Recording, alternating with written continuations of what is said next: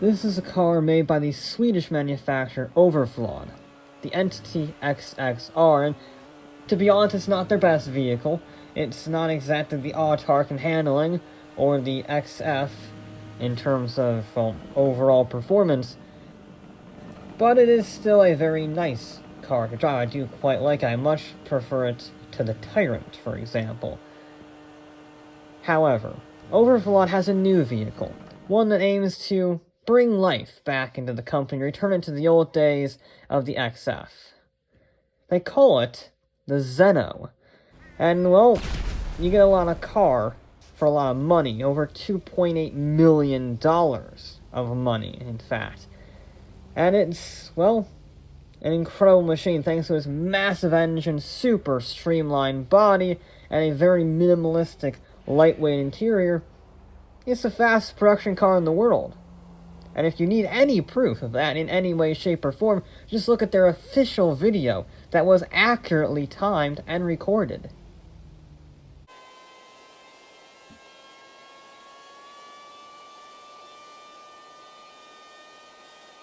Alright, so maybe it's not the absolute fastest. However, that's only part of the supercar formula. It has to be good to drive.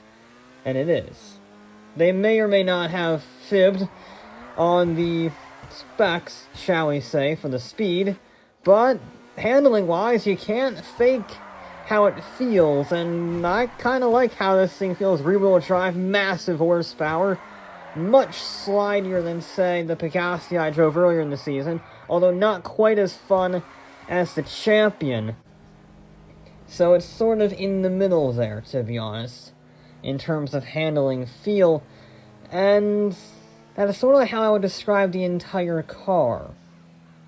It's good to look at, not the greatest. It's fast, but not the fastest. It's good to drive and very fun, but not the most fun and the best to drive.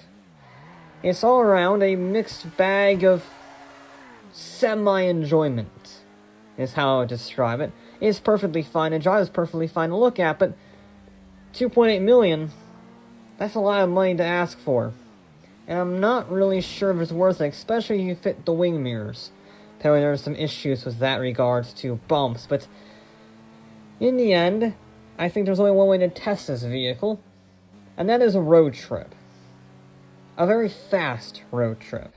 You see, I am here at their headquarters, and we're going to see if this car can drive from here, their headquarters, to an auto show by 6 a.m. tomorrow. It's about 4 o'clock p.m. now. Just under 8 hours to travel all the way down to Vespucci Beach. In theory, no problem.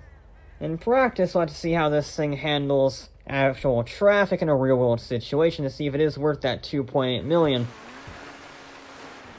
They really should really pave this. I don't know why it's so run down. Maybe this has to do with the company. But anyway, we're on the road, and we're going to see how it cruises. Obviously, we're stuck behind the Emperor, which is not really where this vehicle is at home, but that's where it's going to be driving. And with the traffic eventually opening up, the car got to stretch its legs. A little bit. Alright, tunnel run. We have to do it.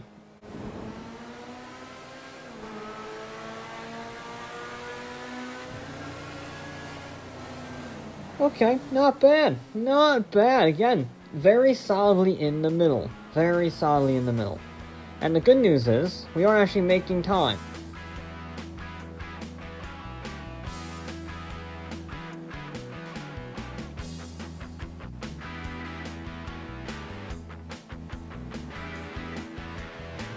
Eventually, everything has to go wrong in some way, shape, or form. You can never have a perfectly clean road trip. And after a slight mix-up and a junction, I ended up taking a wrong turn and into the mountains. Okay, this is not the ideal way, but I had to avoid whatever the hell was going on back there. And it does allow me to see the handling when I'm not going sideways on a nice empty runway. And Again, I like it.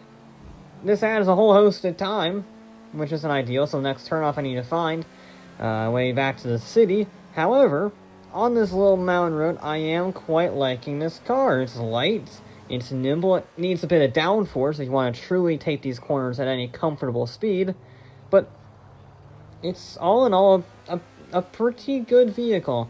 It's very similar to what I said earlier, it's nothing special.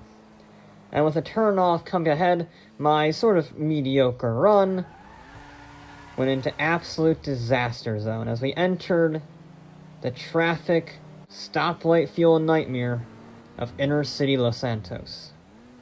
That one wasn't too bad. However, there are a lot of lights between us and our destination. Turning off the freeway early was not ideal, but we're emerging onto a different freeway, the other side. Hopefully, we can get through. Oh my god.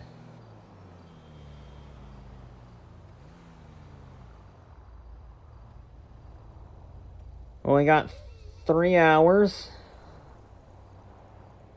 and a whole lot of traffic. Okay, no, go.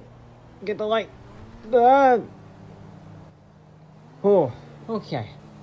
That is the benefit of having over 700 horsepower at your disposal. Let's just put some miles on this thing. No! We're an hour and a bit left to go. Before preparations begin, I should say. And, we're on the main road to it, but red lights, there's a million lights. And there were indeed a never-ending stream of red lights after red light after red light. If you want the definition of automotive torture, this must be it. Even with a few green lights, time was slipping, and in a vehicle this fast, red lights was just agony. Come on, we have 2 lights to go. We've been sitting in traffic for 40 goddamn minutes. There's not even anybody on the road. Alright. Get ready, we're gonna try and blitz these 2 lights.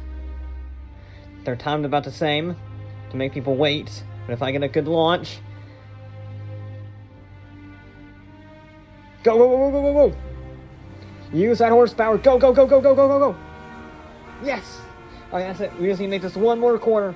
Chuck it in, there it is! Before I get everything lit up, however, we are just with about 45 minutes to spare. There we go. Not bad, Zeno. Not bad at all.